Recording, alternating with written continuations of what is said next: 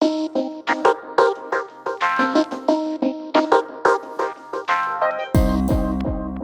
do I know what is true? Now, when I've been asked this question, often what I find people are asking is really this. If there is such a thing as truth, Nathan, how do I know it? What I'd like to do here is just give you three terms to work with, and effectively these are three tests as to how we can ascertain what the truth really is.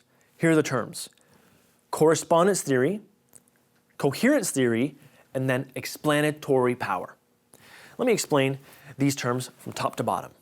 Correspondence theory asks the question, look, what you believe, what you have placed your trust in, does it correspond to reality? Does it have factual evidence to back it up? So think about it like this.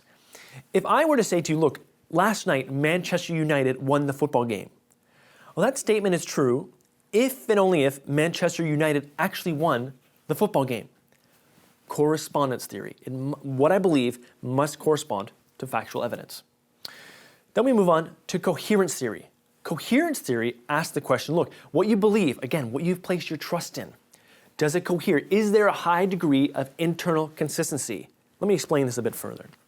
Say you and I are at a dinner party, and over a cup of coffee, we're talking, and you say, Nathan, hey, look, I just found out you have a son, and he's around 2 years old. Is that right? And I say to you with much enthusiasm, yes, we do have a son, and we are so pleased with him. We love our son. Then one of our friends walks into the room and pops into the conversation, and he says, hey, Nathan, I just heard that you have a son. I didn't know that. He's around 2 years old. Is that right? And I say, no, that isn't actually. We don't have a son. Now, for the first person in this conversation, you're going to be looking at me and saying, hold on, which is it? It can't be both. Why? Because there's a contradiction there. There isn't coherence. In order for something to be true, it must pass the correspondence theory, but also the coherence theory. Then we move on to explanatory power.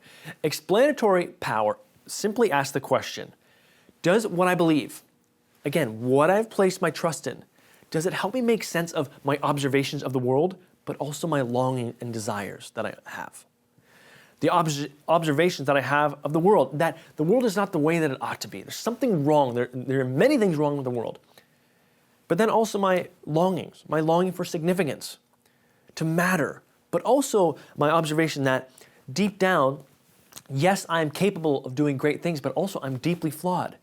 The question is, what faith, what system of belief, what worldview best explains these observations and these longings?